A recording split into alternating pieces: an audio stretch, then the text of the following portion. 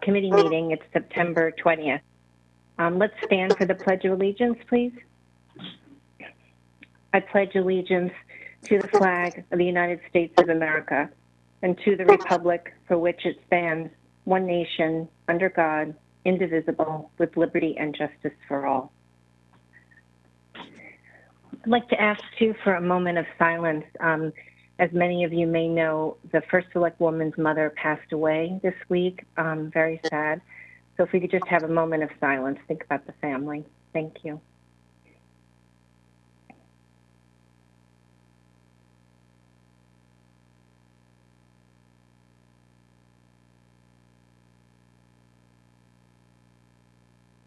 Thank you.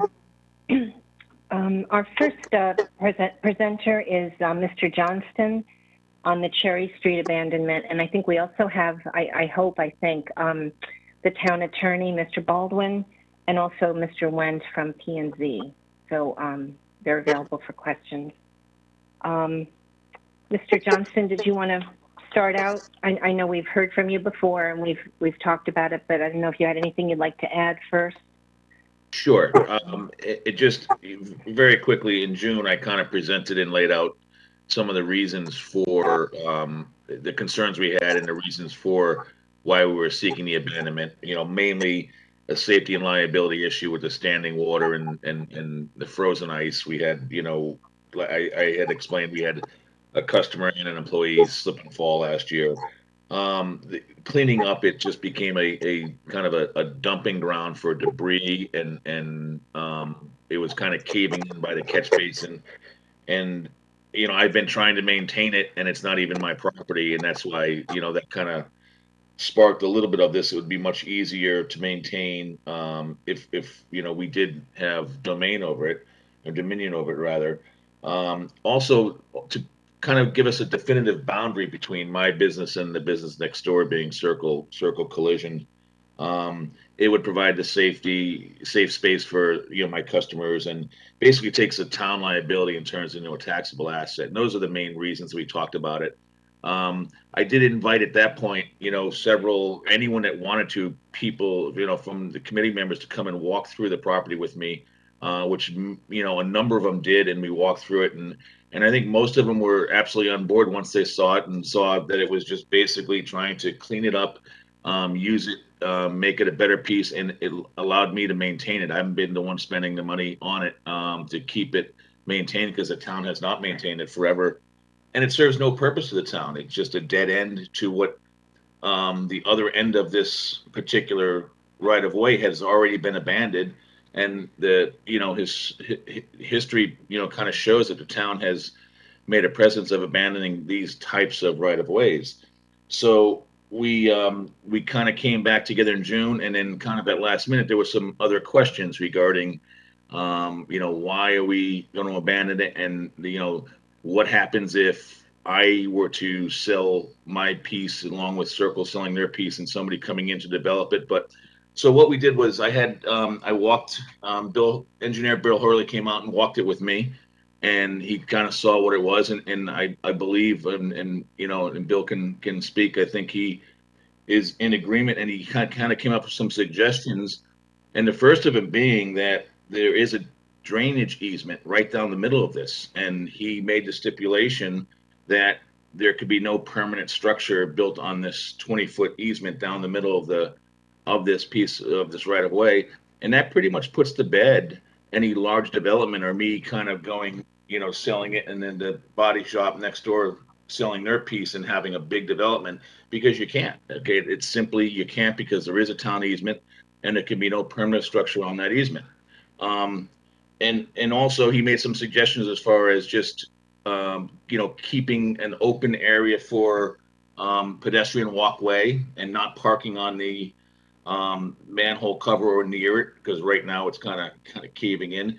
And this will allow me to clean it up, and it also allows me access to maintaining the manhole and keeping it clean and uncovered. So I think Bill, you know, with those stipulations, which make complete sense to me, you know, agreed that it there's no reason not to, and those are certainly, you know, stipulations I'm happy to put into this. it just seems to me like it makes sense. I did speak with Jim Went, and he also kind of said with that easement, it kind of puts to bed any type of big development. And we're talking a small piece, a 25-foot piece that a lot of that is covered by the easement. So it's not a lot of property. So it really has little to do, or a very insignificant, effect on the size of any building anyone could put there. But it pretty much puts to bed, any type of collusion between us and the body shop in terms of any large development. And the body shop, just so everyone is aware, the body shop's ownership, there were two partners, and one of them bought the other one out. So he's kind of in it for a long haul. He's not looking to do anything like that. So it would be nice to just be able to have a definitive boundary and clean it up and maintain it, and open it up to any questions or suggestions at all. Yes. Representative Vergara. You're muted, Joe. Thanks. Sorry.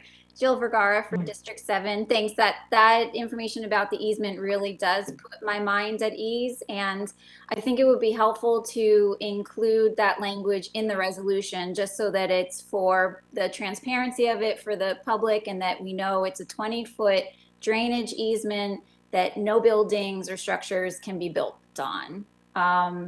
It would be very helpful. And I also wanted to say that I did receive some communication from neighbors in the area about this abandonment, and it was one of my concerns that I hadn't heard from many neighbors, and I didn't like voting on something without knowing that that the neighbors were in favor of it. So one person had emailed me, and he lives on Kings Highway, and he said that he was in favor of it. So that was good to hear. And another gentleman called me today and said that he didn't have any, the town abandoned this land, but he wanted to make sure that the sidewalks were kept clear, because he said that he's lived on the street for 30 years, and there's been, he's had problems with cars on the sidewalks and snow removal. So I'm hopeful that with this, with your acquisition of this land, that the sidewalks can be well maintained and access for pedestrians can be maintained. Thank you. Absolutely. Thank you. Representative Georgiadis.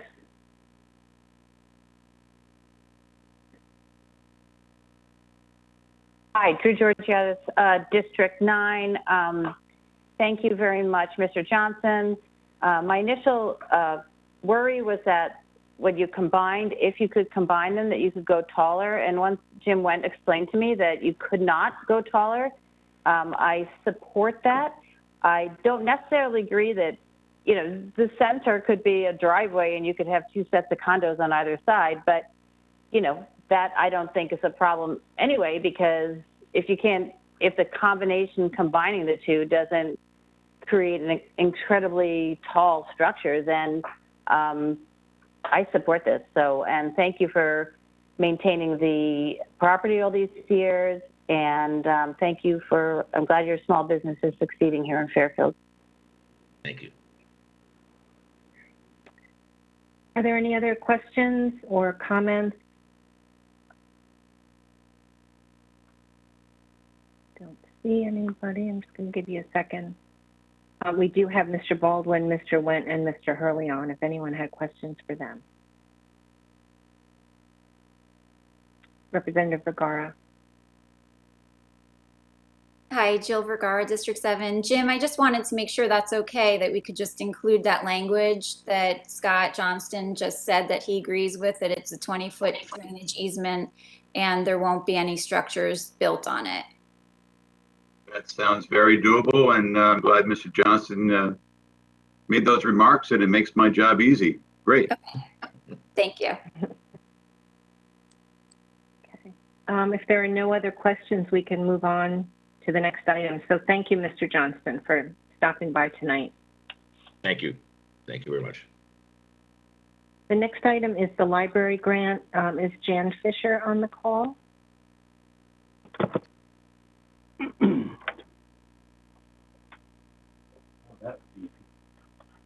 Mm.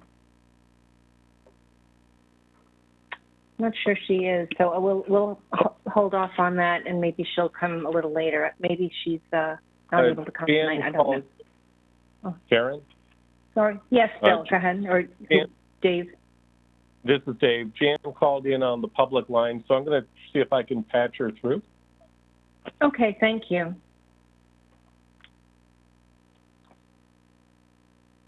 Ann Fisher? Hi, Jan. Can you hear me? Karen Wackerman. Yes, we can hear Hi. you. Thank you. Hi. Okay, great. So we're just getting to your item now. I wonder if you could just give us a brief overview. We do have the materials, but you just give us an overview. That would be great. Yeah, sure.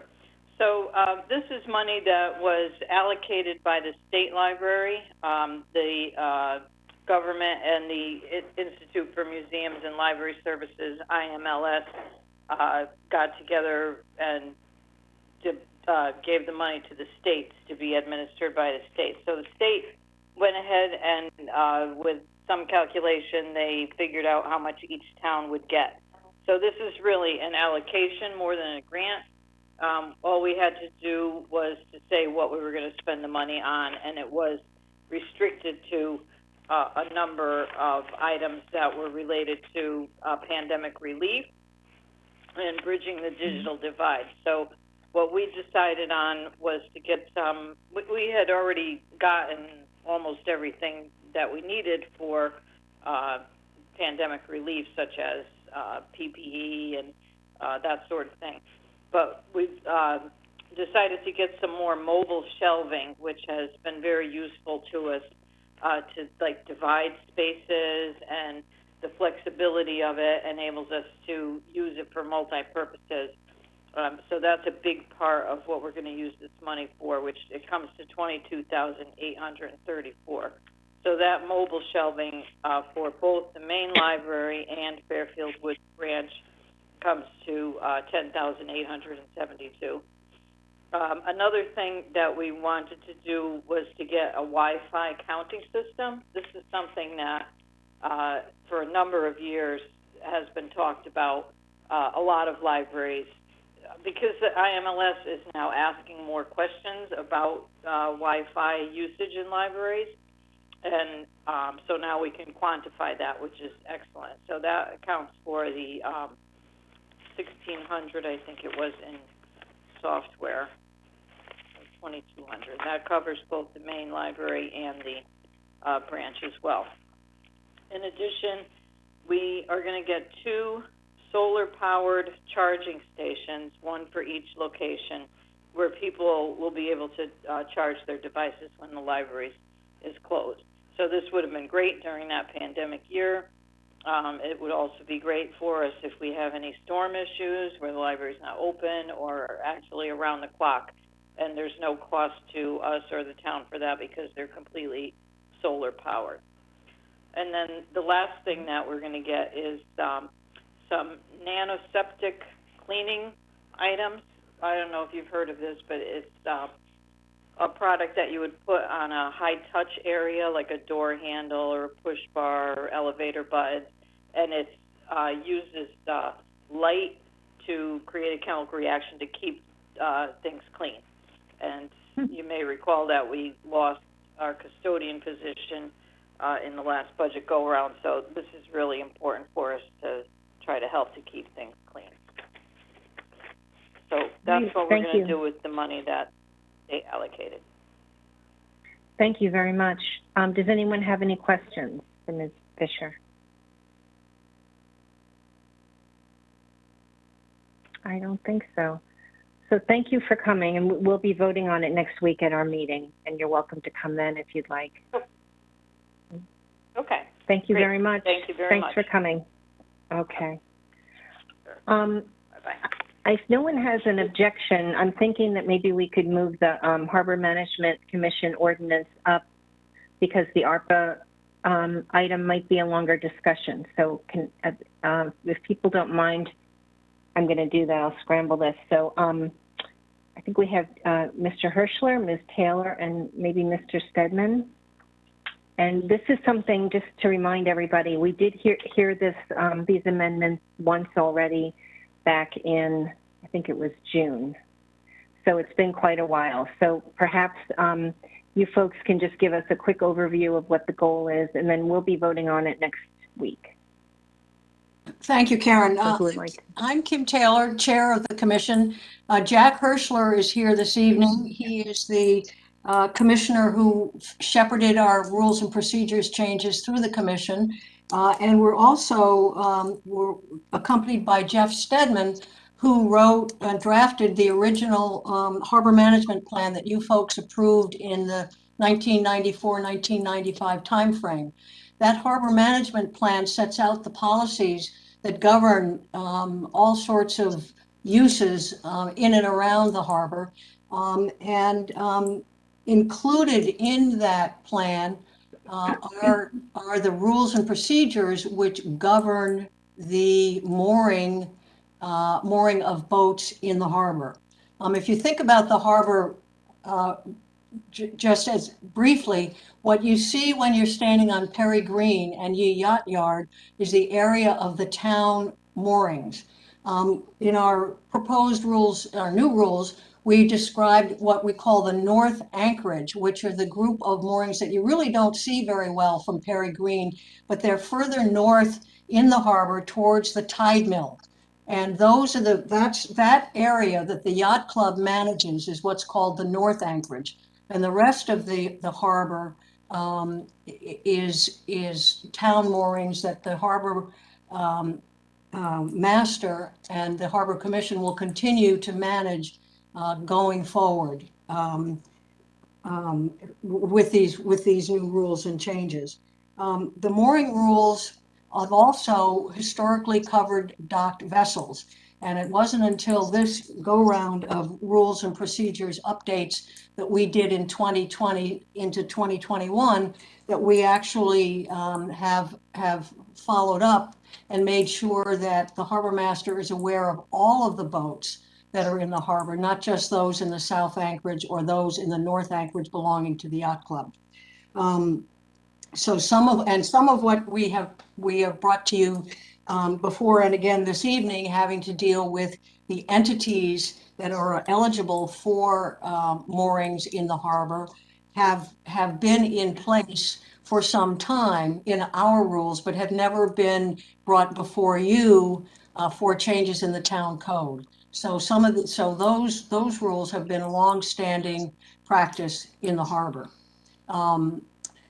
So that's kind of an overview of the harbor is a very complex place, and we are governed by not only by our plan, which you folks approved and DEEP approved, but also we answer to the Army Corps of Engineers, which requires that the harbor be open on an equal basis to all.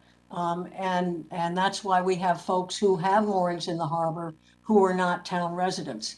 Without that access, we would not be able to have the harbor get the harbor dredged. So that those folks and that part of the regulatory structure is really pretty important for the continued enjoyment and use of the harbor by town residents. I mean, Jack and I appeared before you a couple years ago because we had several commissioners who had to be appointed at one time, and we explained some of this, but not all of this. It's a complicated, beautiful spot, and we're really grateful that we have this opportunity to get the town code in line with what our rules and procedures are. I know that Jack had some concerns about some of the numbering of the rules and so I'll let him take that away. Maybe we should do those corrections before so that we're all talking about the same rule at the same time. Sure, thanks, Kim. Jeff? So folks, if you take a look at page 4 on your agenda, if you look at that, D is correct where that little one-sentence paragraph is, but in the town code, the next paragraph that begins in allocating mooring locations, that is E. That whole paragraph is E.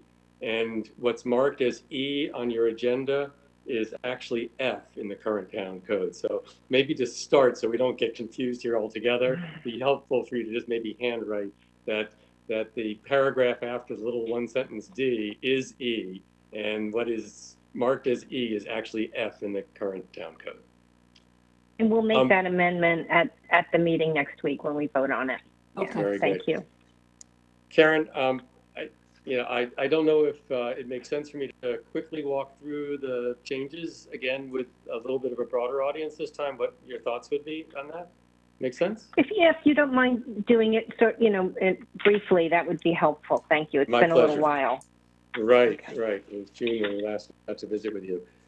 The first suggested changes are in chapter 24.2, the definitions. As Kim mentioned, there is a North Anchorage. It's been there forever and defined and used by the harbor master and by the commission as a common term, but never in the town code. We recommend that be added. We've got a definition here, which I think is very, very precise about what that North Anchorage is and how it's been permitted. Mooring floats have been in Southport Harbor for decades.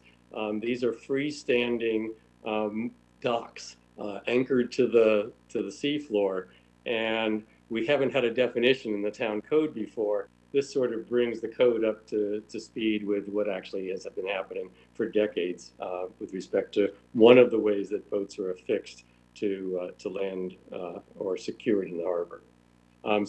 So those are two definitional changes. When we met in June with the L&A committee, one of the thoughts that came from the committee, which the commissioners support, is that the references, there are 4 of them throughout the proposed changes to the code, to the word person might be better called natural person.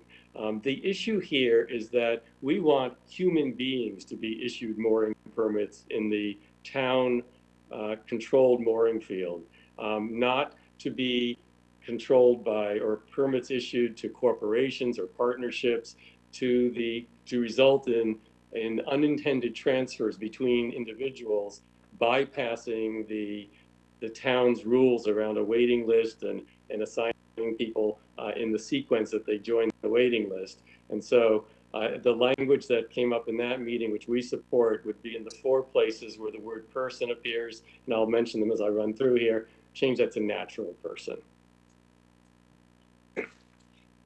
The section 24.8 powers and duties, we're making a recommendation in E3 that we move into the 21st century and require any future changes to rules and procedures to be noticed on the town website. We still have references to putting things in the newspaper, which are very expensive. If the rules end up being multiple pages, the advertising is expensive. And the guidance we got from the town attorney in the past was that if we wanted to post on the website instead, that would be fine, but it required a town code change. And this is that request to you to change that section of the code. In 24.12, in the title, we're adding docking. As Kim mentioned, docking has always been one of the ways that boats are secured in the harbor, but we missed the word years ago in 2008 when this section was last updated. We're recommending that addition.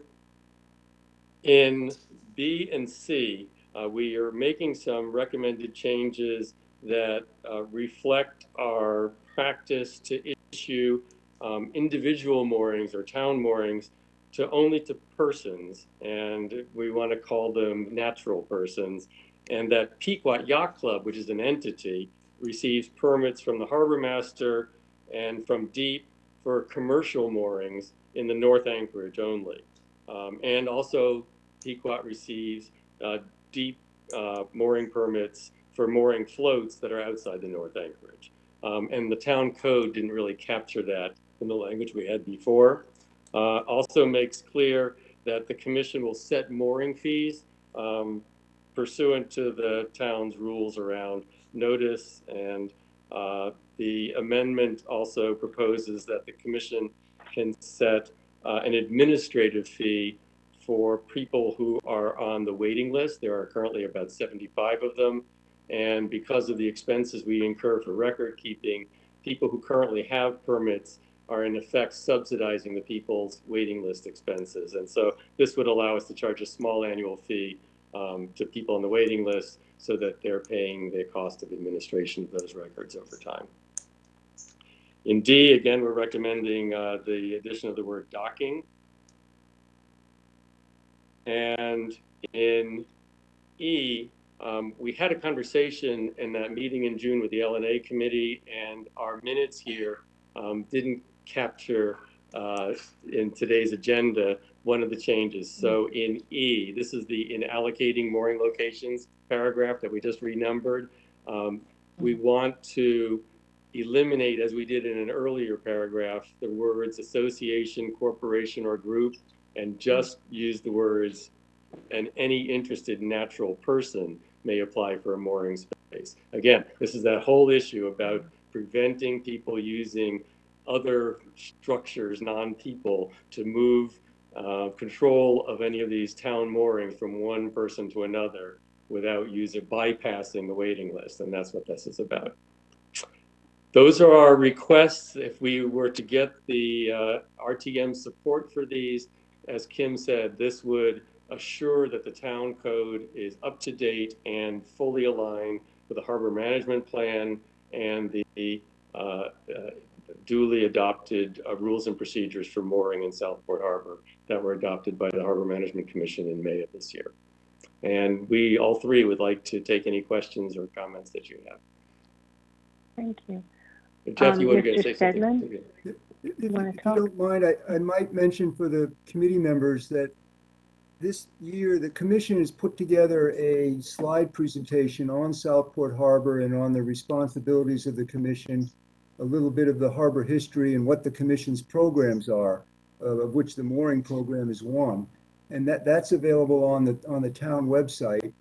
And also earlier this year, the commission conducted an online public survey to gather input from users of the harbor, including identification of any issues that they would like the commission to address and what the public thinks of the priorities that the commission has set for the next year. And the result, the comments we received, virtually all of them were quite thoughtful. So we've summarized the results, and those are also on the town website. So perhaps there's a way that we can provide that link directly to you, or you can go to the website yourself. But I think that would be helpful and informative for the committee members prior to your next meeting. Thank you. Thank you. That's good to know. Thank you. Are there any questions?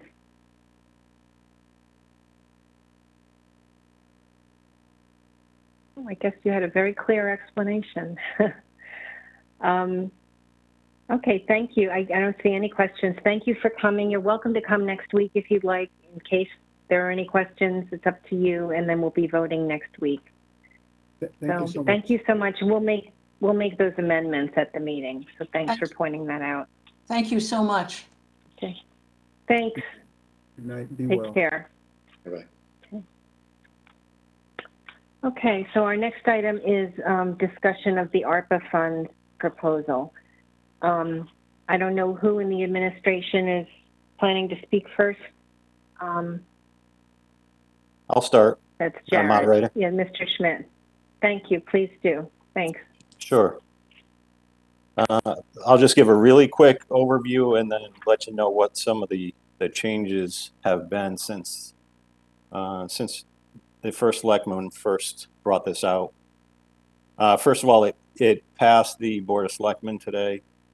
The plan overall passed the Board of Selectmen today. The timing of the funds, so we received half of the funds back in May and June, about $12.4 million, and we're scheduled to receive the other half next year around the same time, the May to June time frame. The money that we spend has to be obligated by December 31st, 2024. And then from there, we have 2 years to finish those projects and to spend the money. So we have until the end of 2026 to actually, complete all the projects and spend all the money. Since Brenda Jared, rolled. I hate to interrupt you, but would you mind explaining what obligated is? As best I can, it's, you know, that we would have some kind of agreement or contractual obligation to spend the money. So if there were a larger project that we were working on and may have entered into an agreement with a contractor, then that would constitute an obligation from my understanding.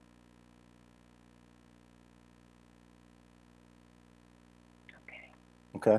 Go ahead, please proceed, yeah. All right. So since Brenda rolled this out a while ago, I guess 2.5 months ago or so, there have been 3 new projects added to the list of projects. One is for the Fairfield Theater Company. They were looking for some additional funding. Actually, they were seeking $115,000 because they want to improve the security primarily of the events that they hold outdoors. They do some free outdoor concerts. And so while we're not proposing to give them the full $115,000, First Selectman saw the merit in this project and, you know, trying to keep the town more vibrant and to keep people safe when they go to these events, and also for the local economy and arts and culture, that we would commit to giving $50,000, which would be used to help them with some costs related to fencing and power and lighting. Another project was a high-intensity wave and erosion damage study, which was proposed by the Flood Erosion Control Board. So this is it would be the study and preliminary design modeling with cost-benefit analysis to explore a series of living shoreline and gray-green solutions to mitigate high-intensity wave and erosion damage along the coastline. And then the third project that was added, we had some internal discussions about the modernization of town offices, meaning shifting around some of the departments to make it more helpful and usable by the residents, and also just to maximize space better. And so in the course of those conversations, one of the things that was discussed was the existence of you know, many filing cabinets full of documents and maps and you know, just all kinds of hard copy material. And so we made the choice to include in this list the digitization of records, $125,000 for the digitization of some of our documents. And I don't think I mentioned it. The one before it, the wave and erosion damage study was $400,000. And so those are the 3 new projects. I'll stop there, and I don't know if you have any questions at this point. Yeah, I think some people do. I had one question of, did you say at the Board of Selectmen today it was just approved as is? That's correct. Okay. And I see Representative Georgiadis, I'm going to call on you for a second, and Representative Iacono. But I'm wondering if Mr. Baldwin is still on to just explain. I'm not sure he is. I know he said before in another meeting that it's on our, oh, he is. Jim, are you on? I'm here. Oh, hi. Okay, good.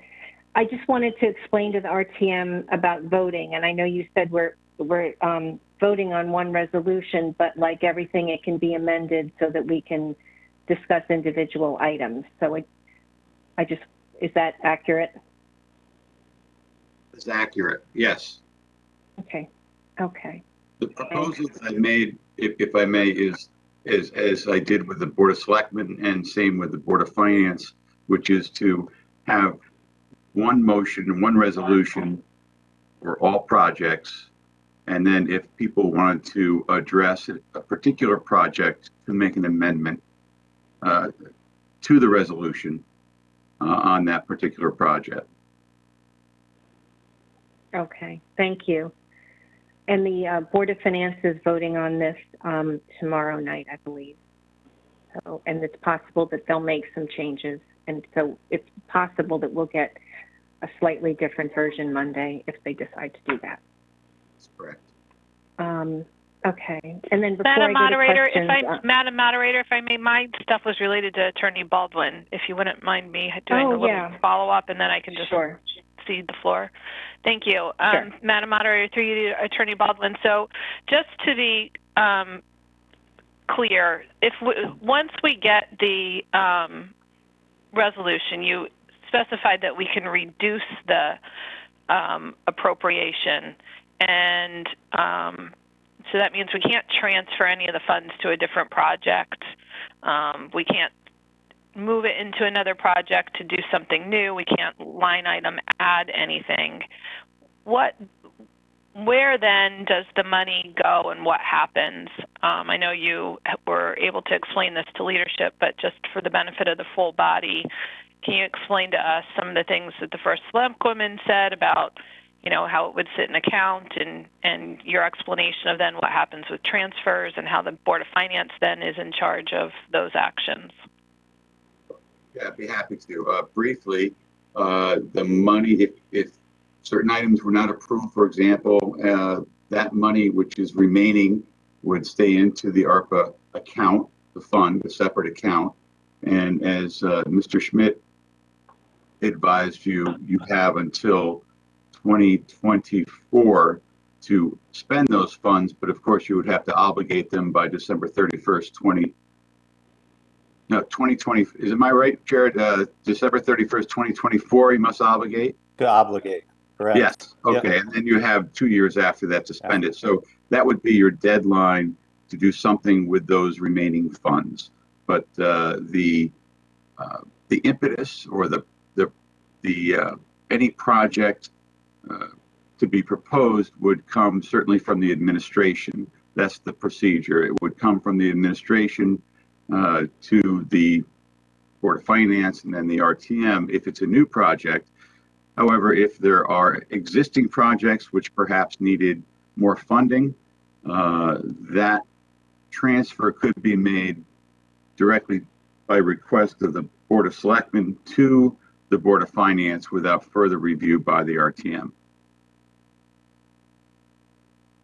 Thank you for that. I just wanted to make sure that everybody was clear about what our role here is, and it's really just that we can reduce, and then the money will sit in some type of fund. So thank you for that. You're welcome. Thank you for that question. That's helpful. And it's sort of like our budget abilities where we can only reduce. So I think Representative Georgiadis was first on. Do you want to go ahead, Drew? Sure. Drew Georgiadis, District 9. Thank you, Madam Moderator. Mr. Schmidt, I would request, Jared, are you listening to me? Yes. I have requested prior that the term modernization be more fully fleshed out. I would like to know if it includes some of the words helpful, usable, they're very vague. I would like to know specifically fiber optic cables, how much is going to labor, how much is going to design, how much is going to actually things that have long-term value. Just define modernization more if you're going to allocate those kind of funds. Are you going to be able to get me a more succinct definition of modernization? Can you tell me what's the context of the word modernization? It's been used often. It was used in the budget. You just used it now. I don't know what it means, so I'm just wondering if you could, when you use that word, that it's a little more granular. It just has, that we are going to replace the electrics in the building. We are going to upgrade the, the hardwiring in the building for, faster speeds on computers. Like, what does modernization mean? Because when you say, oh, we're going to reorganize it to be more helpful and more usable, are you going to spend money, you talked about file cabinets where you're going to, you know, put it all, on the, I don't know, store it in a different way. I don't know. Just what does modernization mean? So if you could. I just piggyback on that because somebody else asked if you could repeat the third item, and I think that's what Drew's referring to. Is that right, Drew? The third item in the list? Yes, the third one was a modernization, and it can mean a lot of things. And I know you don't know specifically, but I'm sure you have a checklist. There was a separate item on the list that had been presented to all the boards when it was originally done in July or June. No, I know, and it was vague then, so I'm just asking for specifics. So it was related to that. This particular item that I was talking about, the new item, is the digitization of records, where we're gonna take those hard copy documents and turn them into electronic files to help save space. Okay, thank you. That's it. That's what you meant by useful and helpful? That's what I'm in terms of that item. Yes, in terms of the digitization of records, that's what I meant.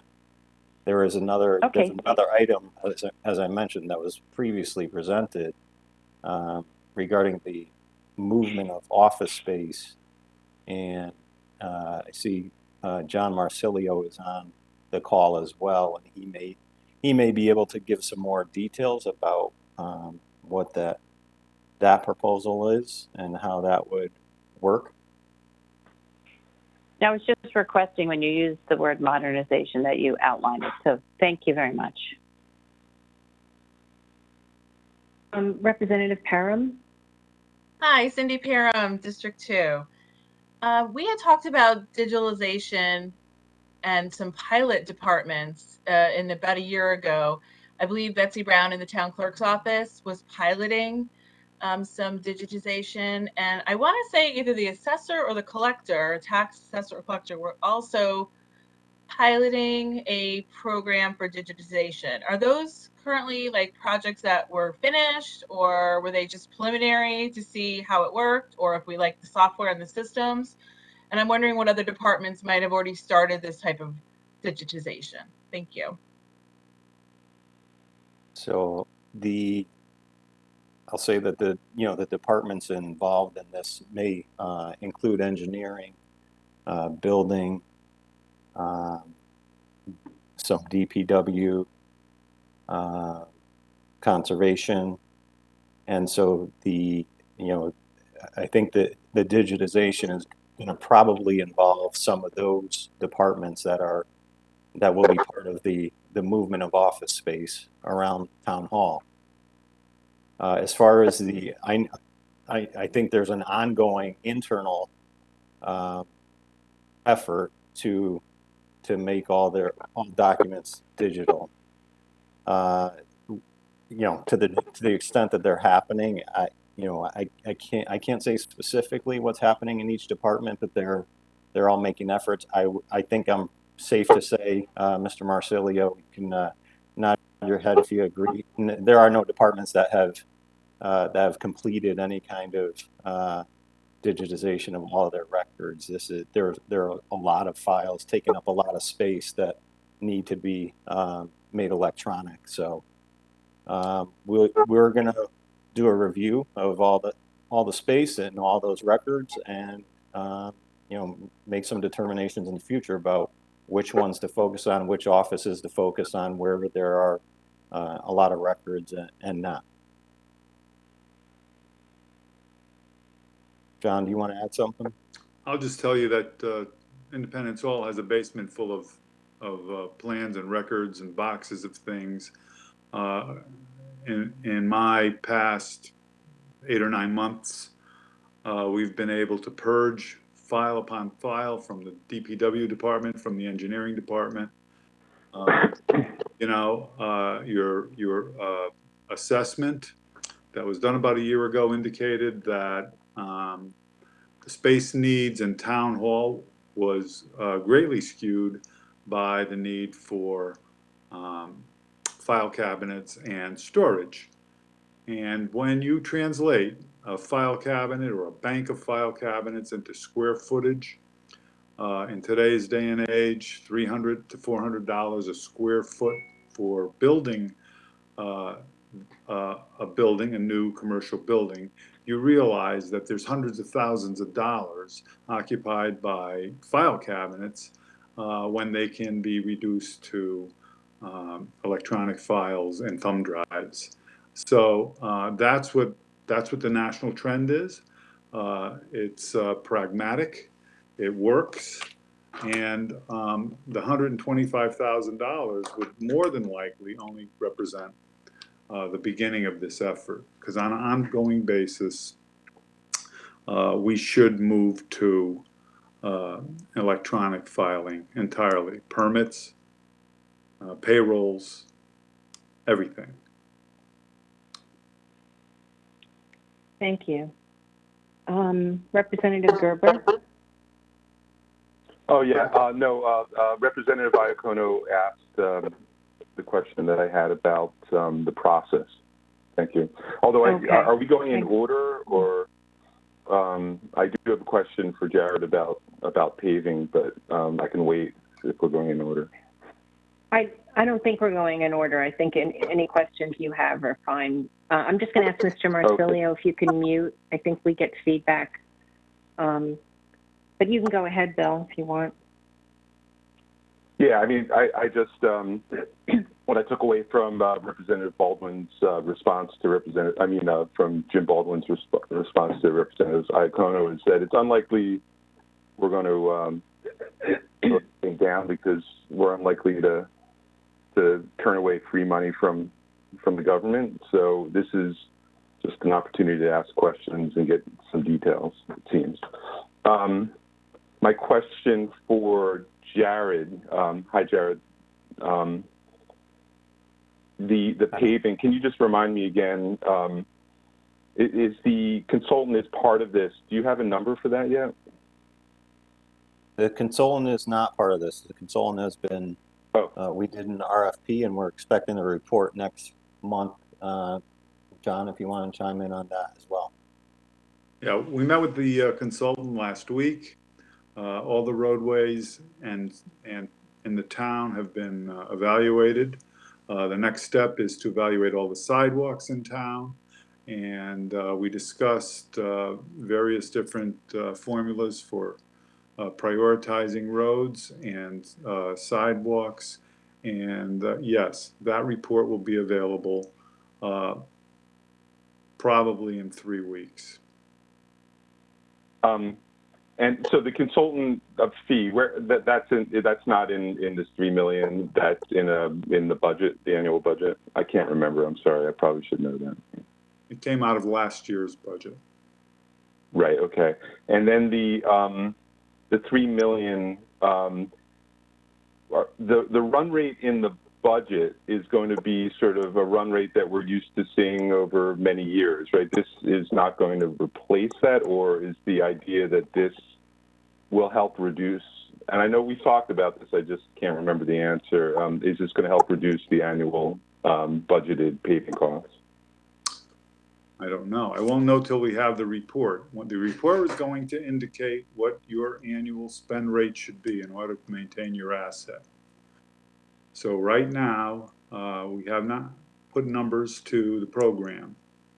And that's what the intent of doing this empirical analysis is. And okay, the $3 million is to, whatever this analysis returns, there is likely going to show some kind of backlog of work that needs to be done, and the $3 million is meant to address that, or a portion of that, depending on the magnitude of what needs to get done. Okay, so we won't know until you get the report or analyze the report whether or not we're going to have be able to reduce our annual budgeted number. Okay. Because 3 million, I kind of recall, I recall like an extensive, analysis done by the Board of Finance that said basically we had too much in the budget or something, and they cut it for paving. So this would be something that would allow us to do things that I assume that we didn't know we had to do before. Okay, so let me explain to you why we've done this study. We've done this study because, first of all, I recognize the value of it. I have done it in a number of places, and I found out that this engineering study is the only way to honestly approach an asset like your roadway system in any town, not just Fairfield, but anywhere. Secondly, up to this point, the only paving notions that exist in the town were anecdotal. That was it. There was no science behind any of the statements. There was no science behind any of the selections. It was purely anecdotal, and now we're introducing science and empirical data and outside eyes to evaluate this asset, which is the second most valuable asset in the town of Fairfield after your school system. So that's where we are, and we got off to a late start. We were impacted by weather, and so I would have preferred to have this in hand right now, but that wasn't in the cards. So that's where we are on this. No, I think it's great that, obviously, everyone wants the science behind paving to be, the best that it can be. And so I was just trying to get a sense for whether or not we are expecting, or I guess you don't know yet, whether we will be able to use this $3 million to help reduce our annual budget. Because we've never spent, I don't think we've ever spent like a few million in 1 year, right? Usually it would be like $1 million, right, or something like that. We have no this is not going to reduce our annual budget, our annual operating budget, or if it's decided to put some of the money our annual paving capital budget. You mean our annual paving budget? Correct. It's not going to reduce our annual paving budget. This is all going to be sort of incremental, like catch up and fix things that should have been done before, I guess, right? Correct. And I want to point out also that 500,000 of the 3 million is being kind of earmarked for sidewalk repairs as well. The town, if you're walking around certain parts of town, you probably noticed that there are some sidewalks that need improvements as well. So we've, at this point in time, we're earmarking 500,000 of the 3 million for sidewalk repair. That's awesome. And new sidewalks as well, or just mainly repair? Repair. No, there are line items for new sidewalks also. That's right. That's separate line items. Okay. And do this amount of work, do we have the manpower to do it, or are you going to be are we now sort of looking at outside contractors to do that?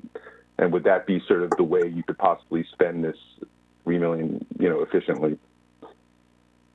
Yes.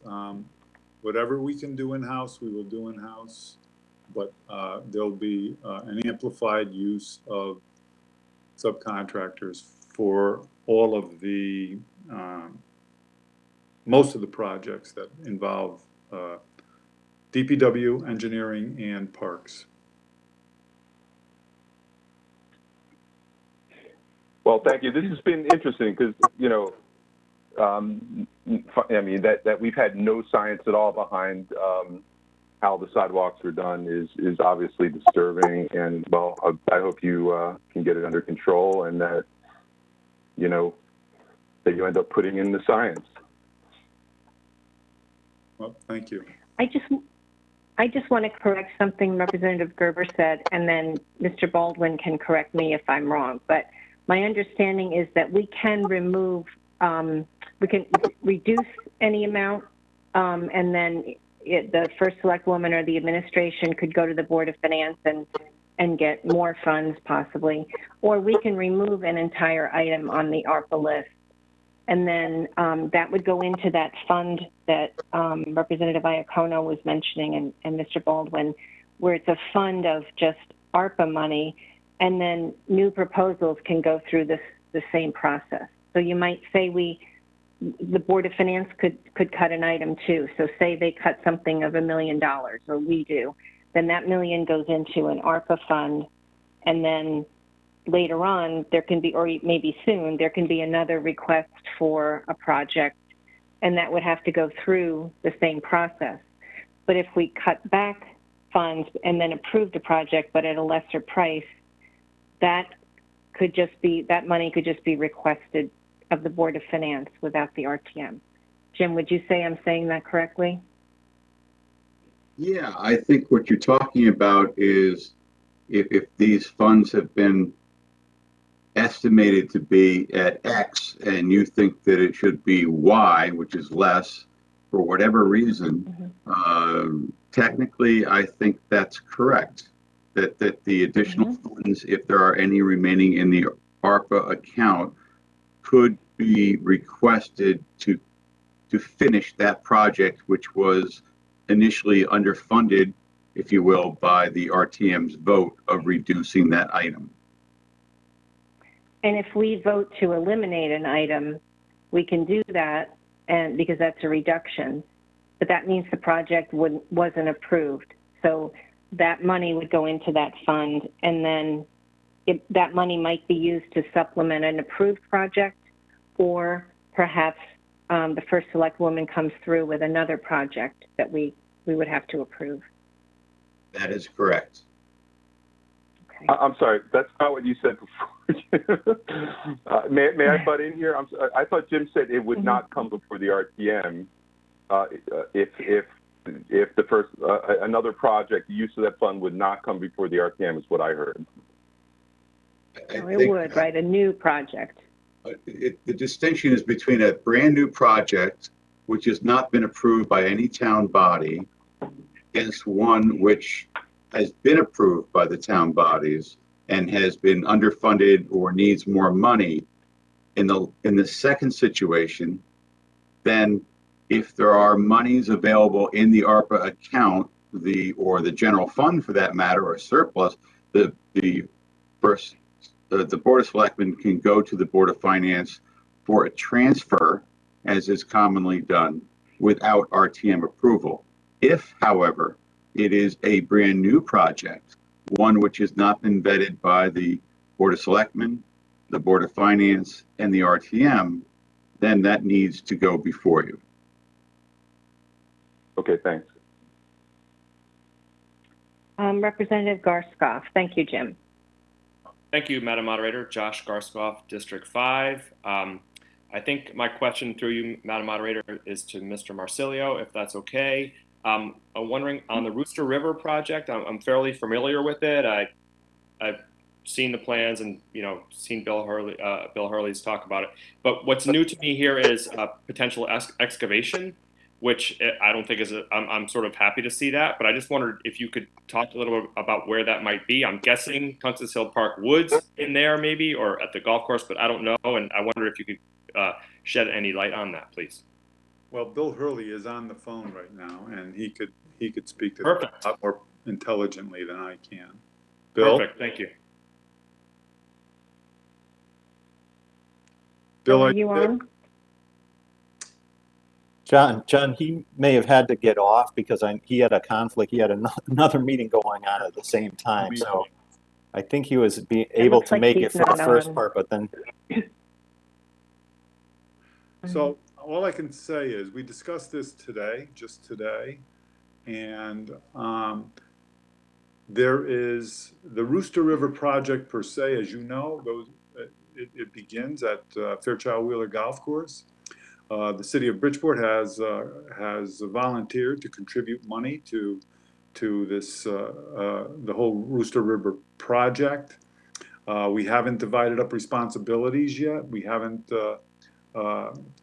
really assessed either of our portions of the project. So until the project is finally designed and we know what the costs are, it's going to be like all these projects, until they're designed, until we know what the budgets are, until we know some of the hidden costs, it's very, very difficult to definitively outline what the scope of these projects are.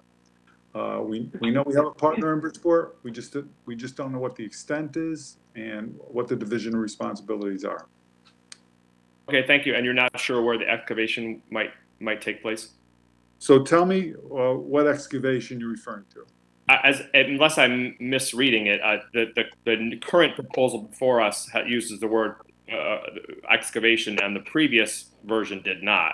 I may be wrong about that, but I'm pretty sure that it says something along the lines of, possibly some excavation, which it just so happens that I've been talking to folks in the neighborhood, and people are saying we need to excavate in those woods at Tungus Hill Park, because I think they feel like it's just not going to be sufficient with the berm, but they're not engineers, and neither am I. But I was sort of happy to see that and thought I might be able to report back to folks the good news that yes, that is at least being considered as a potential, because it's not potentially not just berms, but also excavation. Right. So in the watercourses, as you know, there is extensive permitting through DEEP, through sometimes the Army Corps of Engineers, through various bodies that regulate these sorts of activities around watercourses. So consequently, due to the time frame that we are obligated to work under here, I would recommend that we focus on those things that don't require large permits, that perhaps can be approved right through our inland wetlands commissions and zoning bodies, and try to avoid anything other than perhaps dredging. That would be the only thing that I would recommend. But again, if Bill were here, he'd be able to talk more intelligently about that. But the second piece of this is always the permitting portion of this and the time constraints that we have to deal with in this program. Thank you. Thank you very much. And I'll reach out to Bill as well. Thank you. You'll get a better answer. The next person with a question is actually a new member of the RTM who will be formally introduced next week, but Representative Zezima.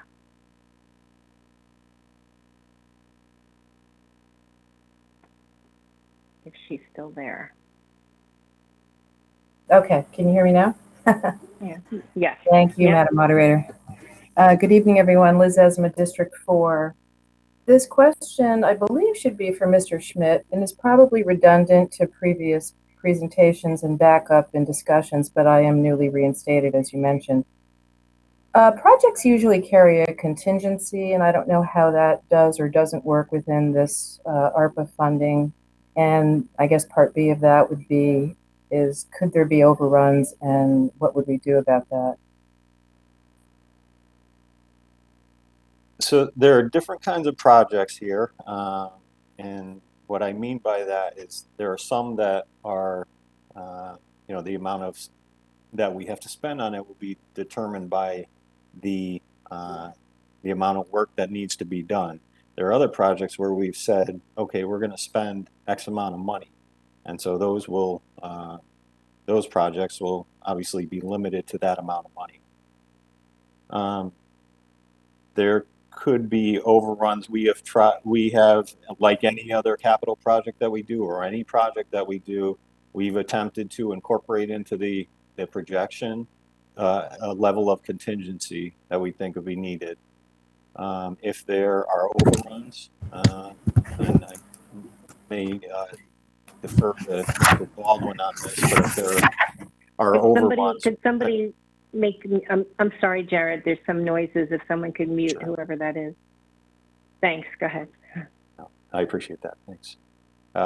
If there are overruns, my understanding is that we would have to go back to the Board of Finance to get approval to spend additional money on a given project.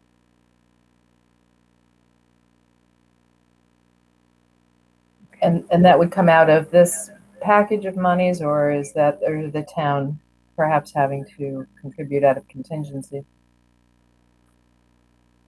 That would, to the greatest extent possible, it would come out of this fund. It's possible that there would have to be another request from the Board of Finance to take it out of, or a request to bond it, or hopefully we did plan well, and we're hopeful that we're not going to have situations where there's going to be such an overrun that we need to go back to the Board of Finance to ask for additional bonding money. And like anything else, there's almost $25 million here. There are going to be places probably where we need more money.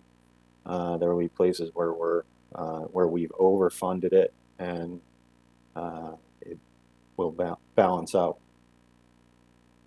Thank you very much. We do have we do have an extra $40,000. I say extra. We didn't identify projects for $40,000 worth of the funding that is in there, so that is right off the bat that is usable if there are some small overruns. Thanks. Sure. Jared, did you consider holding back more for overruns? That is something I was wondering, that we were sort of spending almost every last dollar. So, like I said, we considered it, but also knowing that we did try to factor in contingency in any of these projects, that there wasn't that it was kind of built into each project, that the overruns were built into each project, and so overall, we're comfortable with the amount that we have there. Thanks. Representative Spolier. Hi, Marcy Spolier, District 4. I have a few questions. One, to kind of piggyback on Representative Zezema's question. Is there a list of what projects we're only giving a certain amount to, and which ones are like our best guess as to how much they cost? So, for instance, I know like the newly added Fairfield FTC company, we're only giving them a certain amount, even though, they asked for more. But the Rooster River, perhaps we're funding the whole thing, or are we only giving that a certain amount? Is there a list that tells us which projects only have a certain amount and we're not going above that, which ones we're funding the whole project? In any of the documents that have gone out, we haven't noted which ones those are, but that could be, I think we could do that. Okay. And given that too, so what you're saying is that, like for paving, it looks like you guys took out $60,000 from the initial proposal that was given to us back in June for paving and sidewalks. I'm not sure, there was a few other projects that lost money since our initial proposal. It looks like the fiber optic network and the hybrid meeting technology. But specifically in paving, I'm not sure like if that is a certain amount that we're given. If later on in line we have this contingency, can the Board of Finance just vote to add more to paving? Can they add more to the Rooster River? Can they add more to HVAC? I don't know if that's a certain amount.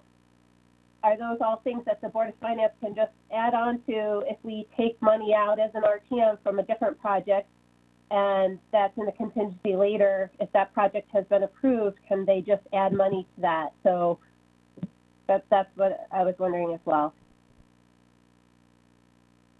I believe that Mr. Baldwin would say that those are projects that are existing. They wouldn't be new projects. And so we would go back to the Board of Finance to Jim, is that correct? That's correct. So in the line of HVAC, is that pertinent? Is that a general line, or is that in line with the Fairfield Woods HVAC project? So I know we're not funding anywhere near to what the cost of that will be to the, town or the Board of Education. Are we able to add more to HVAC if other items are cut later on, or is that not going to happen? So it's a set dollar amount to answer your basic question. We've earmarked $1 million for that. And I guess I would go back to the same answer. If you wanted to put more money into it, then that would be up to the Board of Finance to approve. Okay, so the Board of Finance could approve that, even if it was a set earmarked amount at this present date, the Board of Finance could increase that earmark later on down the road. That's my understanding, yep. Great. And am I wrong? I think you mentioned adding 3 new projects. Was Wakeman added too as a 4th project added since our initial presentation? I saw that on the list. We had Wakeman in there. It came to us very late in the process. There was a request to add some money for Wakeman, and in kind of an interim project list, we had included money and then removed it. There was some pushback to not include it, and so that was taken out. We were just kind of sensing that it would probably end up being one of those projects that gets removed, and so it was taken out. Okay, and one last question regarding, you said that the sidewalks were a separate line item, the new sidewalks. Does that just pertain to Southport and Stratfield, or are there, there's other areas of town as well, or other than the Four Corners in Stratfield, even other areas in Stratfield that would need new sidewalks, or possibly need new sidewalks. So that line item for sidewalks is just pertinent to Southport and Stratfield and not the other areas of town. Am I correct in that in regards to new sidewalks? Yes. Thank you. Okay. You're welcome. Thanks. Representative Wolk. Thank you, Madam Moderator. Jay Wolk, District 5. Through you, Madam Moderator, to either Jared or John Marcelio. I have a question. So paving is being done right now on Stratfield Road, and I know you guys are aware of it. Is that being paid by the state? It's not being paid by the town. Am I correct on that? Paid by the state. Okay. It's a state highway, yes. It's a state highway. Okay, that's what I thought. And as you know, there's drainage issues, as Bill Hurley knows, going into Representative Goskoff's question about the Rooster River. Stratfield Road has drainage issues also, and I know Bill Hurley is aware of it. So I hope we can get that rectified on that road too. And I see that they're doing curbs, new curbs on Stratfield Road. So I think this is great. So all right, thanks a lot. I appreciate it. Representative Perugini. Yeah, thank you, Madam Moderator, and good evening. I have a comment and also a question for Mr. Marsilio. I share Representative Gerber's contentment that there will be a scientific methodology used to address our paving challenges. And I presume that also speaks to the modernization that seemed somewhat puzzling to Representative Georgitis. Mr. Marsilio, can you elaborate on the methodology that is being used? And again, I'm very pleased that it's not haphazard, anecdotal, or arbitrary, and that we're using a method based in science to address this need. Can you elaborate on the methodology that's being used? Yes. What comes out of this initial evaluation is going to resemble something like a report card. We will get an average number for the entire roadway system in town. And then they will calculate how much of an investment we would have to make in at least 4 different applications to improve the roadway, to maintain that, let's call it a report card number, 70. Let's take the number 70. If the roadways in Fairfield are a 70 right now, in order to maintain them at a 70 formula, this is what you would have to invest every year. And if you don't, here's what's going to happen. If you wanted to improve the roadways in Fairfield to 75, this is what you would have to invest. If you'd like to improve them to 80, this is what you'd have to invest every year. And that's a formula that is tried and tested and true. And the only variable in that is going to be the cost of petroleum. Just this year, our petroleum, our tar costs have gone up 10%. So that is the big unknown in that. That's fantastic. So strategic, calculated, and, you know, with a cost attached to, I guess, mitigate, you know, long-term expenses. Is that correct? Well, to preserve your asset, to preserve and improve that asset, you will see, you'll have more data than you really want to even read when we're done with this. Yeah, no, fantastic. I mean, who would ever think there's such a formula? But I guess, you know, to my earlier comment, that truly speaks to the modernization that is being implemented in so many different departments. So thank you very much. You're welcome. Representative Vergara. Hi, thank you. Jill Vergara for District 7. I have a few questions, and I'm just going to go down my list, and I totally understand if I can't ask all of them at once, if someone else should take the time. Madam Moderator, just let me know if it's taking up too much time for the body, and I can hold off. So my first question was related to the Downtown Resiliency Project. There are pieces of the project.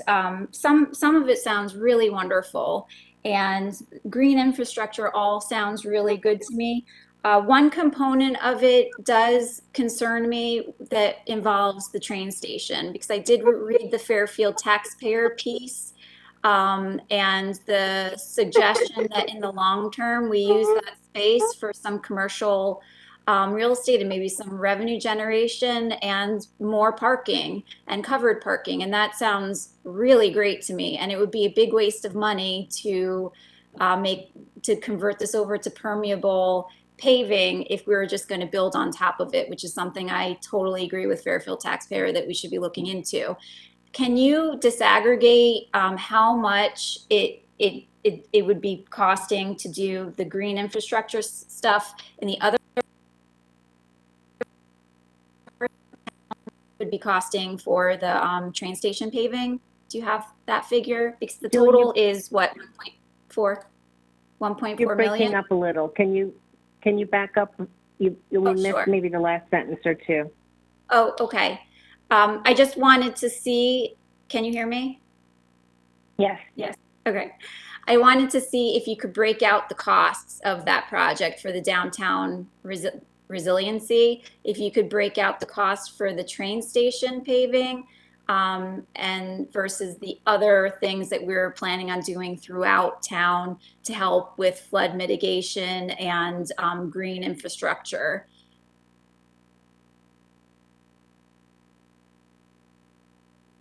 You're on mute, John.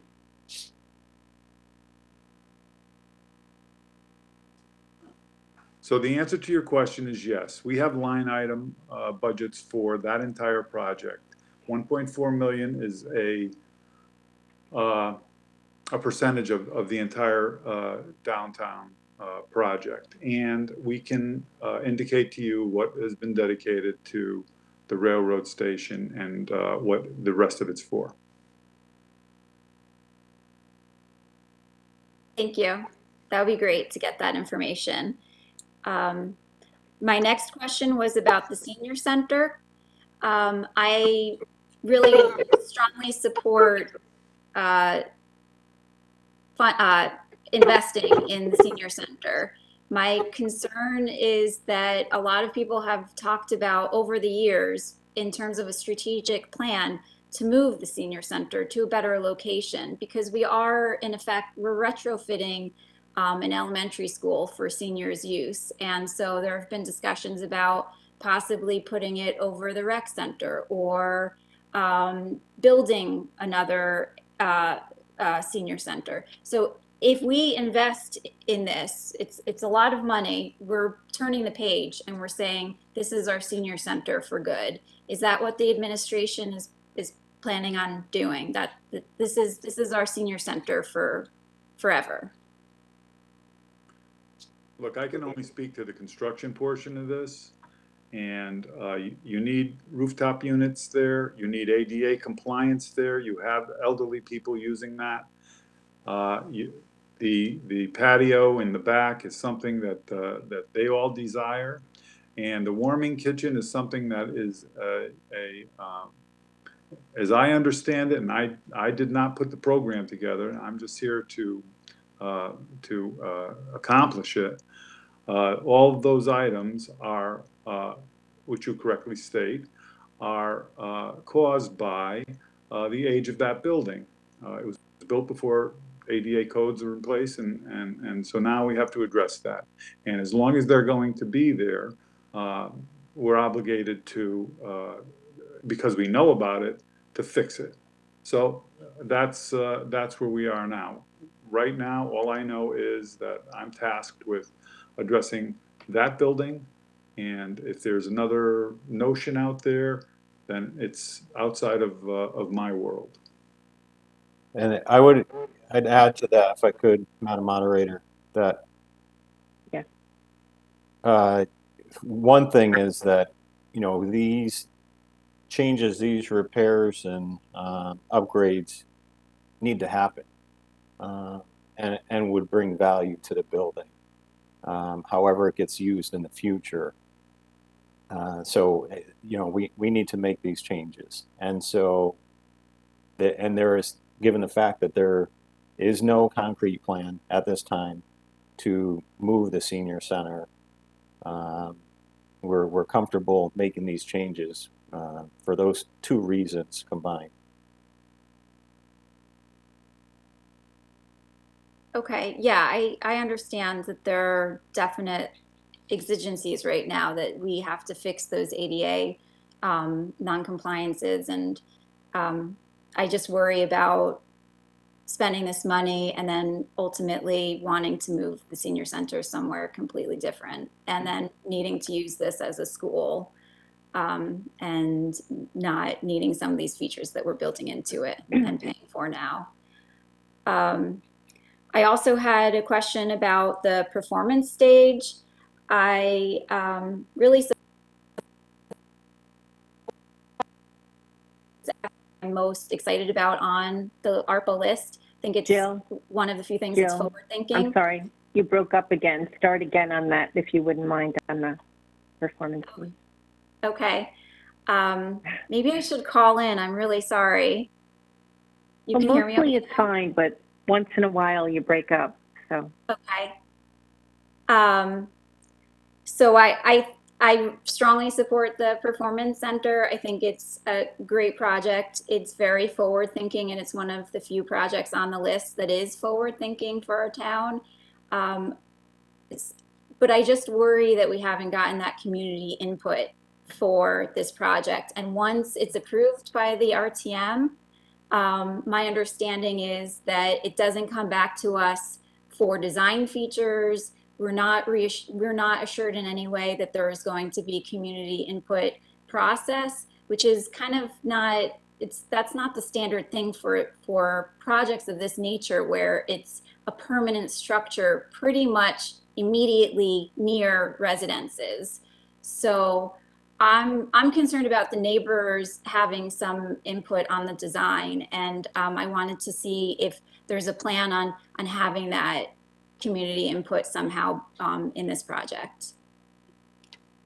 If this gets approved, there will definitely be community input, but it's in everybody's interest, you know, especially our interest to have community input in the location of the stage, the size of it, you know, what direction it projects in, to help to mitigate the noise impact on the neighbors.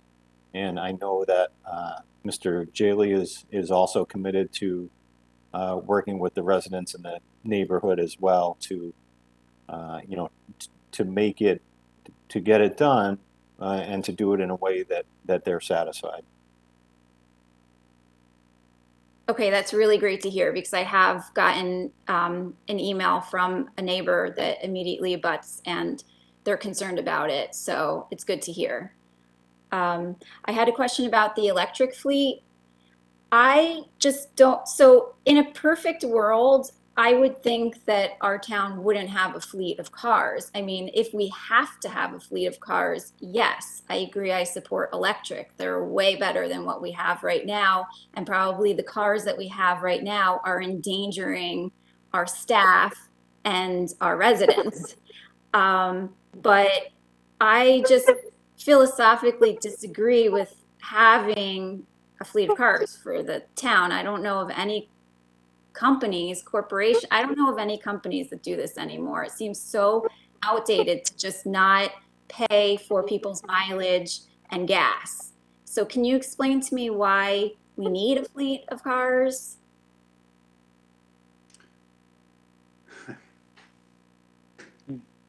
So, at least in Independence Hall and in other departments, they're required to go out and do inspections.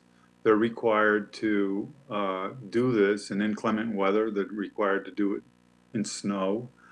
And to ask anyone to use their own personal vehicle to do these community and town functions, I think is unrealistic. I don't know of any town that requires the personal use of vehicles to do these things. I'm a little different. I don't have a vehicle. I use my own personal vehicle, and I don't charge the town anything for it. But I'm unusual. I'm the exception. But you want to attract people to come here and work in your town, and then tell them you must go out and buy a car, and it has to be reliable, and it has to and you're going to get paid mileage for it. That's number one. Number two, these vehicles are going to be green vehicles. In order to accomplish the green strategy that the town desires, you could not control what someone would buy, and you would not have the ability to restrict what that purchase would be. So those are just two reasons that I know of right off the top of my head.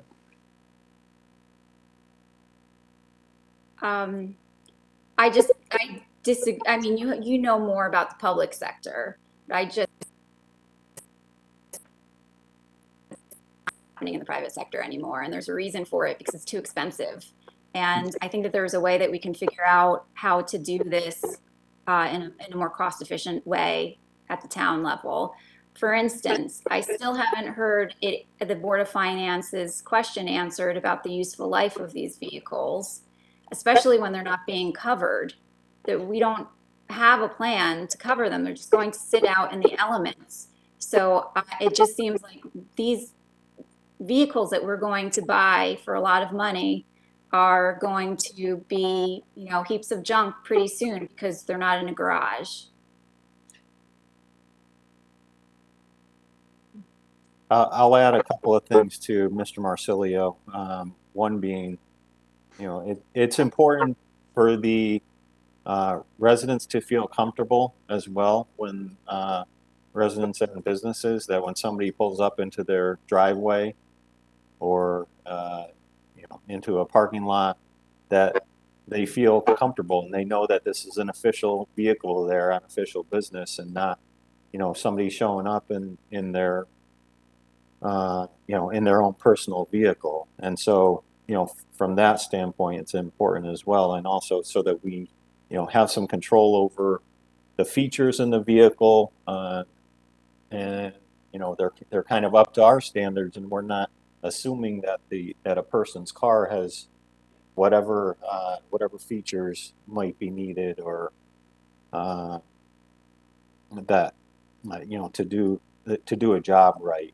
And so it's part of it's just helping to avoid risk as well, to be sure that we have some control over whether or not the car is maintained properly, and is not going to endanger somebody. Whereas if somebody's got their own personal vehicle, we don't know what kind of condition it's in, and if they take it out and it's not in good condition, they get into an accident because of that, you know, it puts us there. There is some risk there. But aren't there equally risks with having these cars and having our employees use them? There's just seems like there's a lot of liability issues, and there must be a certain amount of insurance that we're paying. I've heard about tires falling off of our town fleet cars in transit. So, and that's happening now. So how do we cover that? That's a risk for us to be bearing. And it's a liability. So how are we accounting for insurance costs and all that sort of liability? You know, this is, I think that's a reason that we should be upgrading the fleet and getting better control of these cars. You know, we need to upgrade them so we don't have those.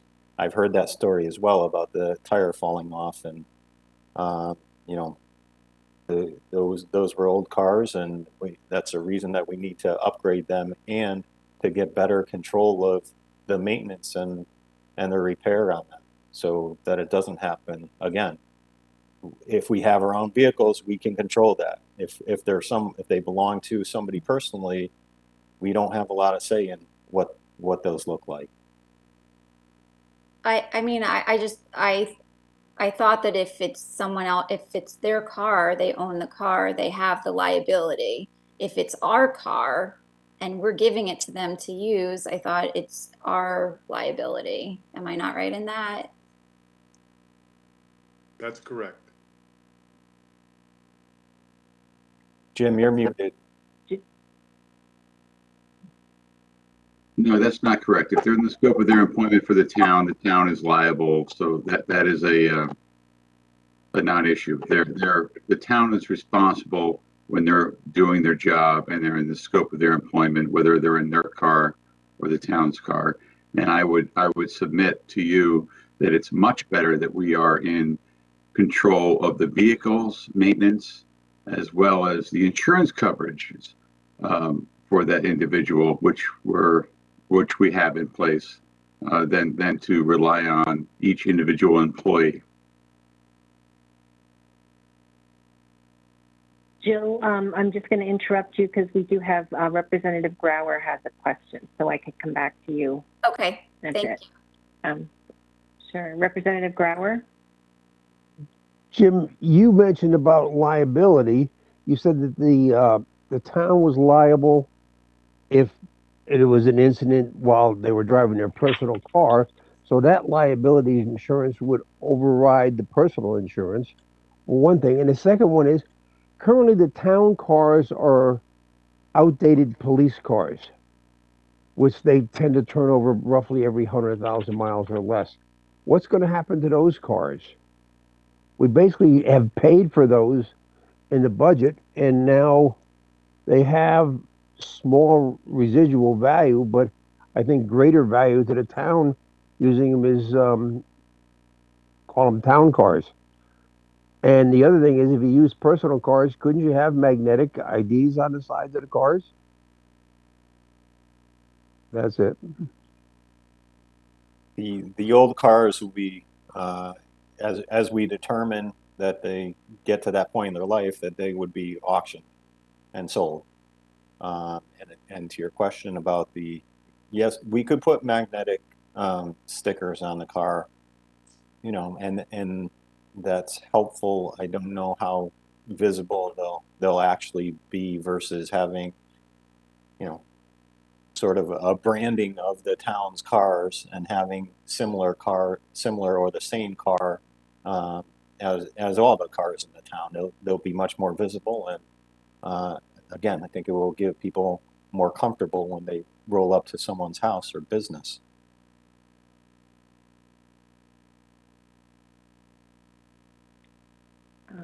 Okay, Representative Vergara, did you have some more questions?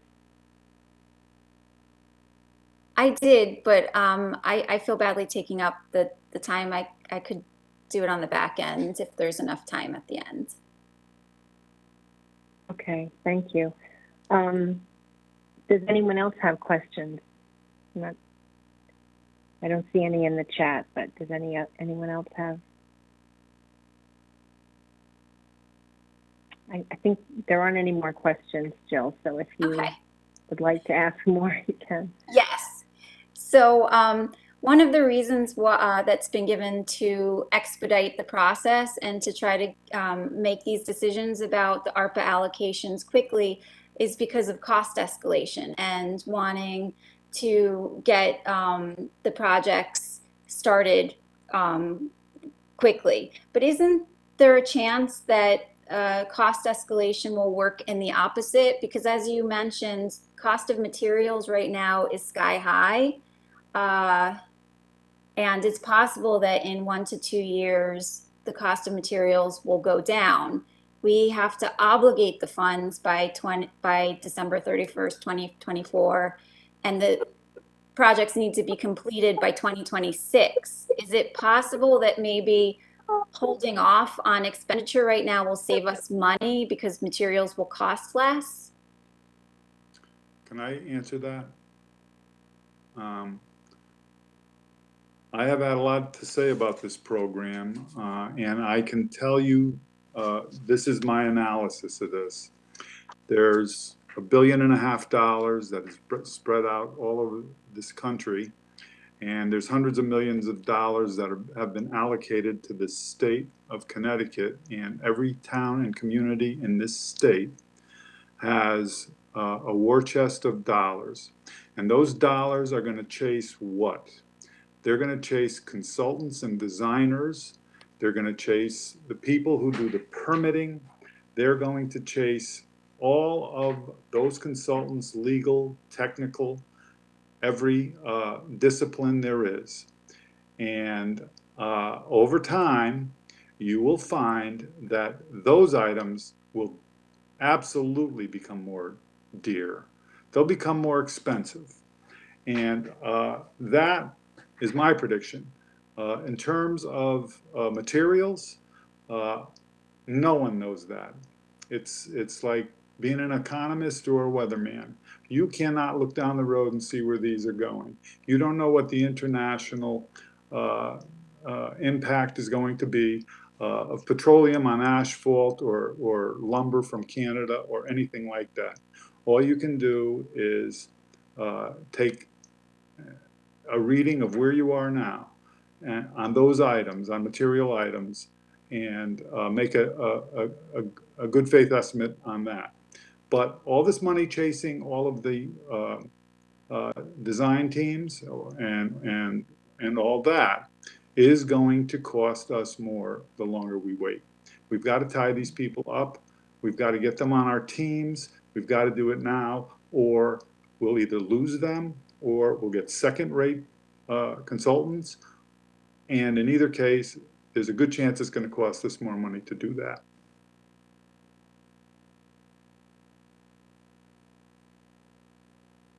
Anything else, Jill? Or Thank you. Oh, you're muted, I think. Can you hear me now? Yes. Yeah, okay. Thanks, Mr. Marsilio. It's really, I really appreciate your answers. They've been very thorough, and I appreciate having you here to answer the questions. I just had one last one about more of like an overarching how you got here, how the administration picked these projects. Because again, I read the Fairfield taxpayer piece, and what resonated with me is the idea of picking out projects that could be revenue generators, and the idea of risk mitigation. Risk mitigation, I think, is very important, and there are a lot of different risks we have that we're facing as a town, being a coastal town, and also with mold and schools that aren't air conditioned and town buildings that aren't air conditioned. So I wanted to get an understanding of why flood mitigation didn't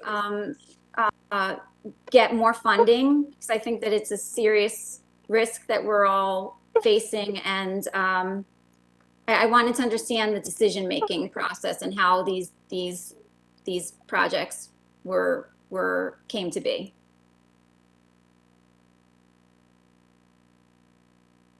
So we went through a process internally looking at the existing projects that are on our capital improvement plan. We also got feedback and requests from departments for new projects. You know, there's a lot of risk mitigation throughout this, throughout the project list. And, you know, I think you could go through, and depending on your point of view, you could point out any given area and say, why didn't we put more into this, or why didn't we put more into that? And, you know, we all have our preferences and have a sense of, and have our priorities. Well, I guess what we were trying to do is to try to spread it out. And Brenda pointed this out, and when she was making her presentation, that to try to you know, spread it out geographically throughout the town, trying to address some of the effects of COVID, possibly create savings in certain places, reducing debt in certain places, and definitely risk mitigation, creating better outdoor spaces. So, you know, there were a variety of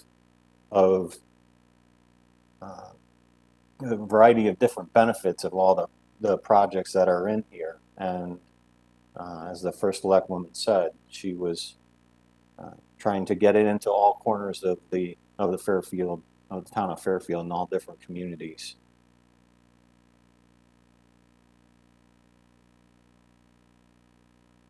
Anything else, Jill?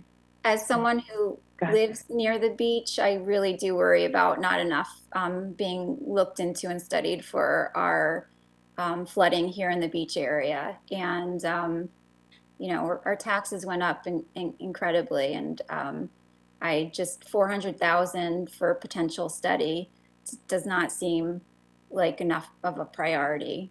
And it's a serious problem for our significant assets that we have as a town. It's not just these residents living here on the beach, it's significant amount of assets here. And so I wish that the Flood and Erosion Board's requests had been met, which was 1.7 million.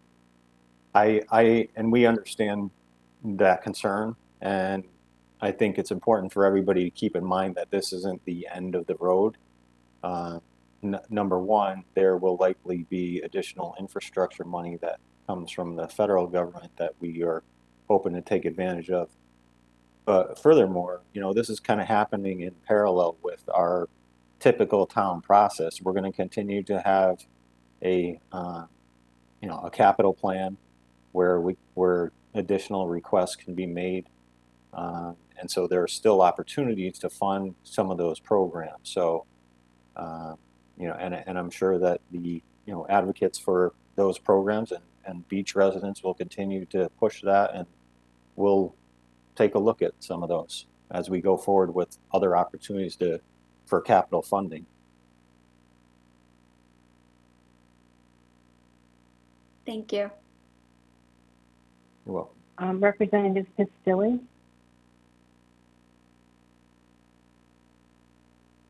Hi, Sharon Pistilli, District 3. I just had a couple of general comments. First of all, thanks for, you know, all the thoughtfulness that has gone into creating this list. I'm sure this was not an easy task. Two things. One is Fairfield has the most real estate at risk in the state of Connecticut in terms of the value of real estate that's in a floodplain. And I don't have the backup for that, but I've heard it, you know, over and over again in different climate change presentations. So even if it's not true, it's got to be close to true.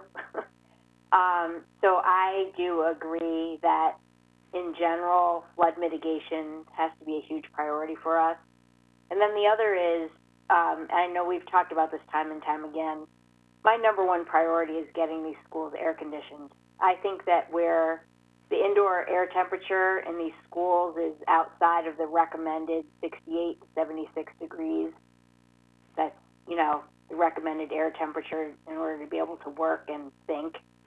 And each summer just gets hotter and hotter and starts sooner and ends later. I mean, it's September 20th and it was a beach day today, right? I don't remember when we were kids. that September 20th was a beach day. We were wearing sweaters by now almost. So in the future, you know, I really want to see more priority put in getting AC into our schools, like fully air conditioned as soon as possible. That's all. Thanks.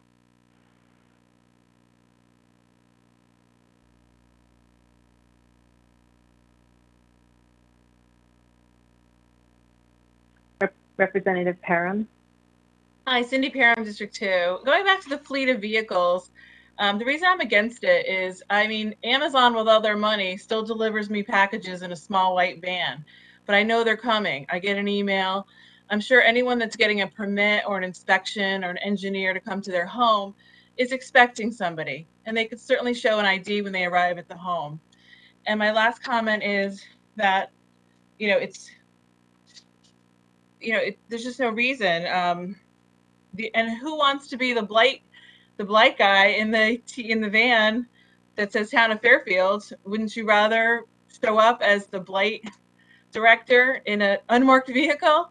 Because maybe then they'll allow you on their property. I just feel as though it's not a win-win for the Town of Fairfield. Thank you. Does anyone have any other comments or questions before we wrap this up? Representative Iacono. Pam Iacono, District 8. I just wanted to touch upon a couple things. First of all, I just want to thank the administration for the fact that they spread out all of this $24 million across the entire town. And I think it's applaudable that representatives are advocating for their particular district to receive specific funding. I'm personally here advocating to make sure that everybody gets a piece of the pie. Specifically towards my district and in the conversation towards flooding. The business district that's downtown and the train station falls into my area. And if we're concerned about flooding and small businesses and helping people and helping the economy here, one of their top complaints and concerns is the flooding downtown. And I hope that they are able to get that allocation to repair that. And I also know, living in this district, that there are not a tremendous amount of residents who are enthusiastic about building any type of high-rise at the train station downtown that will further exacerbate the traffic problems that we have here. I like the idea of looking at this package as a whole, so the money goes piecemeal to different projects that benefit the entire residency here. And I think that we need to be mindful of that. I want air conditioning in our schools as well. Those projects are not shovel ready, nor did the Board of Education have a plan ready to go on any of that. And I echo some of my representative colleagues' sentiments that those are things that are priorities. But they aren't priorities here because they're not shovel ready. That's been abundantly made clear to us. And I encourage the Board of Education to have their plan and to get their plan together. We've been asking for that, we're waiting for that, but that role lies with them. Furthermore, when the Amazon trucks come to my house, they're blue and they have a swoosh on them. While I understand the need and the desire to ask for mileage, it's something that I've always been in favor of in the past. But the explanation given to me about the professionalism and the validity of someone showing up with the town seal on their car and how it makes residents feel better about who is arriving at their doorstep made sense to me, and I understand that. And same with the explanation that we got from Attorney Baldwin regarding liability. So I think that those are things to take into consideration as we look at all this. But I really do encourage this body as a whole to think about our town as a whole and to make sure as you're debating this and thinking about this and where you want to align and allocate money, that we're taking care of every corner of the population. And there are things in this particular proposal that I don't particularly rise to my priority, but they are somebody else's priority. And I'm willing to give that due consideration, knowing that, you know, we're going to be helping everybody in this entire process. I just hope that we keep that in mind. I also hope that we don't look at this situation as an opportunity to cut and put stuff in a pot and wait and hope that something different comes before us. That could be a long time before that happens. And I just don't want to be in that situation where, you know, we're sending money back to the federal government because we couldn't get out of our own way to allocate the money that was afforded to us.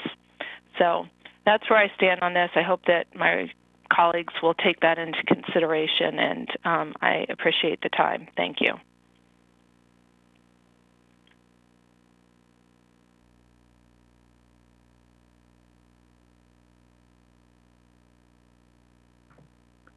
Representative McCormick.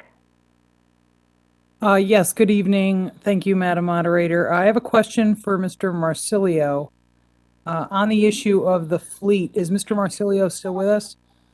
Yes, I am. Thank you. On the question of the comments regarding the option or possibility to explore doing a mileage reimbursement versus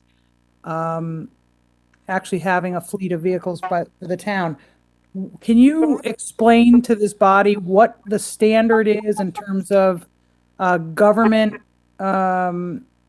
municipal government situations, particularly on the usage of fleets versus mileage? Are you aware of what other cities and towns do throughout the state of Connecticut or the region? Well, I haven't done a study of this, but I can tell you that I know of no town that asks that the private vehicle be used by the public employee. As I think about this, I wonder if this were pursued to the nth degree. I mean, would we eliminate police cars? Maybe we would eliminate any other firemen's vehicles or anything else. I don't understand the concept. I understand it's a big number, but we fight every day to attract good employees to come to Fairfield to work for us. And we have to supply them with the tools to do their job. And one of the tools that they need is transportation once they get here, in all sorts of weather, and in a reliable vehicle. And so that is my experience. It's a tool just like you would buy a backhoe or a bulldozer. It's something they need to do their job, and they should be in conformance with what everyone else in this state does everywhere. So, And then as a follow-up to that, Mr. Marsilio, if a prospective employee were to be interviewing, let's say, with the town of Fairfield for a position and possibly considering working for another town that would offer a town vehicle in line with your knowledge and experience, presumably if they were offered a vehicle from another town and were offered mileage with the town of Fairfield for similar pay, it would kind of go logically along that they would probably accept a position in another town if they were getting a vehicle provided for them versus the mileage reimbursement. Would that be correct? I think I just said that I don't know of any town that gives mileage reimbursement across the board for the sort of vehicles that are now allocated in the town of Fairfield for those duties that, for instance, what I see being conducted in Independence Hall. Thank you. No, nothing further. Madam Moderator, I would just like to add to this topic, Attorney Baldwin, that it would probably be a subject of collective bargaining as well, because we're dealing with members of the union, and so I therefore think that it would not be something we could unilaterally impose without negotiating that into a collective bargaining agreement with the members. Thank you. Representative Parham. Cindy Parham, District 2. I heard what you said regarding attracting professionals to work for the town of Fairfield. My priority is to attract seniors to stay in town. Has anyone ever been to the Westport Senior Center? It's gorgeous. Have anyone ever been to any surrounding senior centers that make you feel proud to walk into? I believe that our money can be spent more wisely instead of the 1.4% that we give to our seniors. I believe that money toward a fleet of vehicles and other projects can possibly go to help seniors. I'm much more interested in attracting them at this time. Thank you. Representative Perugini. Yeah, thank you, Madam Moderator. I just wanted to echo the comments of Representative Iacono and Representative Pistilli relative to the importance of protecting our floodplain, and also Fairfield as a whole. There is a tremendous, just extremely high value properties in the floodplain, and it's not just selfish that I live there and represent my constituents in that district, but when you consider the floodplain in Fairfield, it's police, it's fire, it's the library, it's Sherman School, it's the historic district, it's town hall, it's our emergency command center. We dodged 2 huge bullets with Henri and Ida. I think it needs to be our #1 priority, just not for District 9 and not for District 8, to Representative Iacono's point, but for our whole town. That is the nucleus. And so I would encourage all to consider that. We need a plan, and we should certainly allocate monies toward mitigating the consequences of a catastrophic storm. And it's not outside the question at all. It's not a matter of if, it's when. So I just want to echo the sentiments and ask for support toward, putting those dollars and making that a priority, not only to protect District 9 and District 8, but our entire town. So, thank you. Thank you. I don't see anyone else with any comments or questions, so I think we can move to our committee meetings. I want to remind everybody that the numbers for the committee meetings are on the last page of the agenda. And also, I want to ask the chairs of the committee meetings to remember to record them. And you do that by pressing *9 and then 1. So if you could make sure you do that. I think that's it. So we'll stop this for tonight. And thank you to everyone from the town who came and helped to discuss the ARPA funds. We'll see you probably next Monday as well when we vote on that. So thank you. We'll see everybody in their committee meetings. Good night. Thanks, Karen. Okay, bye-bye.